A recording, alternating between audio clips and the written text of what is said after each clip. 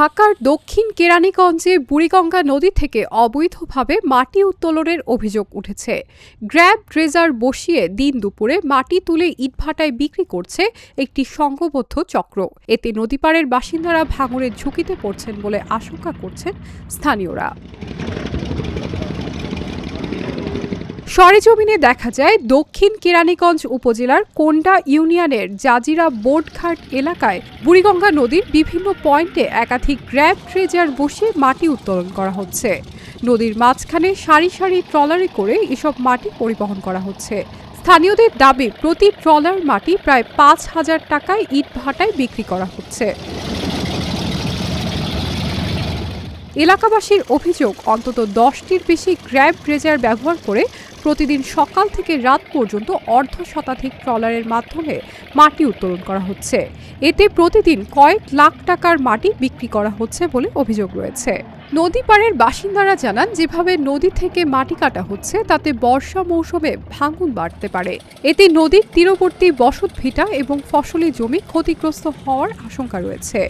অনেকেই অভিযোগ করেন, স্থানীয় প্রভাবশালী ব্যক্তিরা দীর্ঘদিন ধরে নদী থেকে মাটি তুলে বিক্রি করছেন।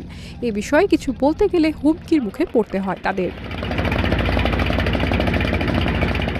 স্থানীয় বাসিন্দা রফিক বলেন, মেশিন দিয়ে অবৈধভাবে নদীর মাটি তুলে ইটভাটায় বিক্রি করা হচ্ছে। প্রশাসন দেখেও না দেখার ভান করছে। যারা এই কাজ করছে তাদের বিরুদ্ধে দ্রুত ব্যবস্থা নেওয়া দরকার।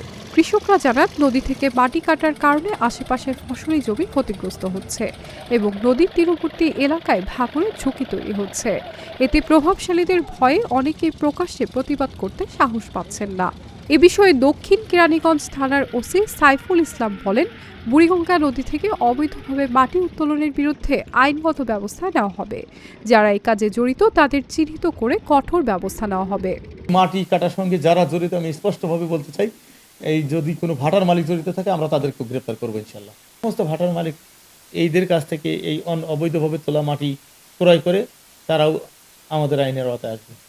বলতে পারবো যে সেই ঘটনার সাথে জড়িত যেই থাক, ঘটনার সাথে আমি একবারই বলছি, যেই জড়িত থাক, ঘটনার সাথে যেই জড়িত থাক তার বিরুদ্ধে আইনগত ব্যবস্থা গ্রহণ করা হবে। এবং মাটি কাটার এই বিষয়ে আমরা শক্ত অবস্থানে আছি এবং থাকবো। কেরানীগঞ্জ জেলা নির্বাহী কর্মকর্তা উমর ফারুক বলেন, অবৈধভাবে মাটি কাটার বিরুদ্ধে নিয়মিত অভিযান পরিচালনা করা হচ্ছে।